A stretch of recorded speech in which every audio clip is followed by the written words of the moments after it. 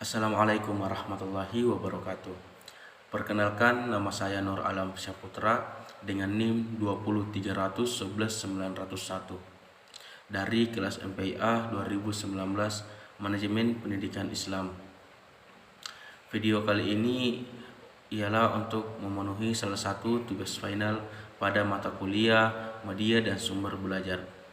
Video pembelajaran kali ini saya akan menjelaskan tentang ketentuan sholat 5 waktu.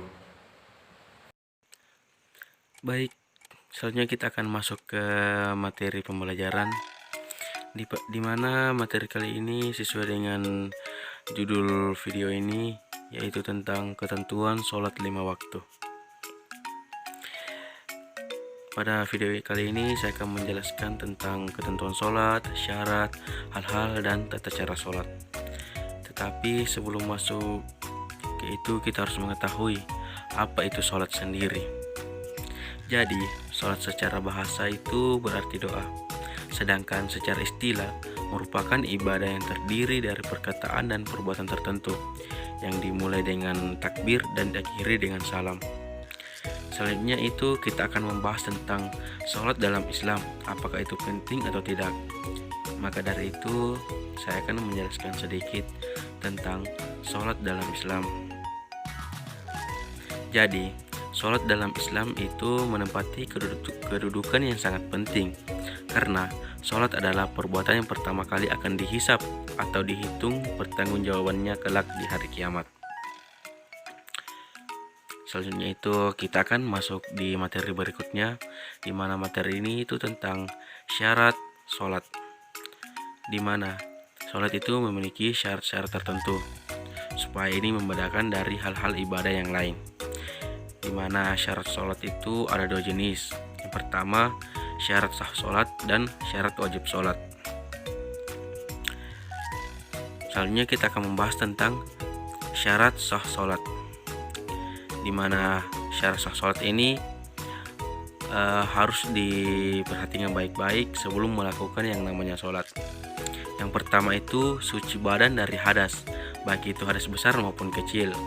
Yang kedua, suci pakaian dari tempat najis. Yang ketiga itu menutup aurat. Dan yang keempat itu telah masuk waktu sholat. Dan yang kelima, menghadap kiblat. Jangan sampai menghadap kiri kanan padahal itu bukan kiblat kita. Oke, materi selanjutnya yaitu tentang syarat wajib sholat. Nah, ini juga yang paling perlu diperhatikan sebelum kita menunaikan yang namanya sholat. Yang pertama itu kita harus Islam, balik, berakal, suci dari haid dan nifas bagi perempuan. Jadi laki-laki tidak ada yang namanya haid atau nifas. Yang kelima itu terjaga. Terjaga di sini itu tidak sedang tidur. Jangan sampai kalian sementara sholat dan itu tidur, itu sangat tidak wajib. Oke, kita akan melangkah ke materi selanjutnya, di mana materi ini itu kita akan membahas tentang hal-hal yang membatalkan sholat. Jadi dalam sholat itu pun mempunyai beberapa hal yang bisa membatalkannya. Maka dari itu kita akan menjelaskan kepada teman-teman sekalian apa saja sih hal yang bisa membatalkan sholat itu. Jadi hal yang bisa membatalkan sholat itu yang pertama, berbicara dengan sengaja. Yang kedua, tertawa. Yang ketiga, berhadas. Yang keempat, terbuka auratnya. Yang kelima, berumadiat. Yang keenam, membelakangi kiblat. 7, makan dan minum. 8, murtad. 9, meninggalkan salah satu rukun dengan sengaja.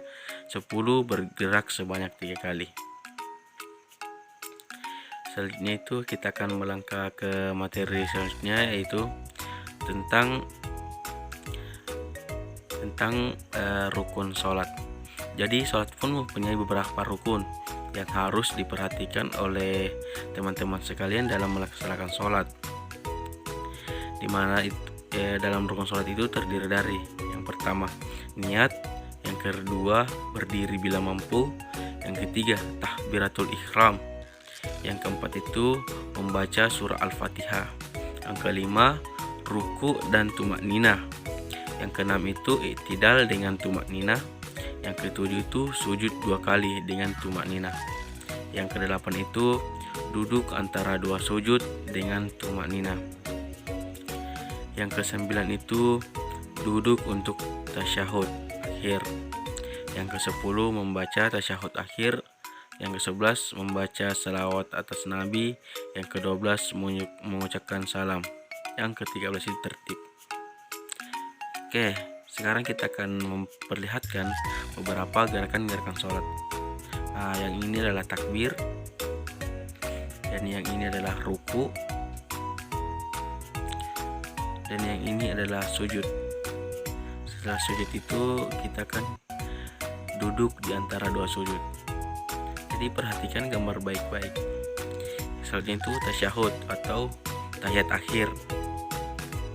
Selanjutnya itu salam kiri kanan, jangan sampai terulang kedua kali. Mungkin itu saja materinya. Terima kasih. Wassalamualaikum warahmatullahi wabarakatuh.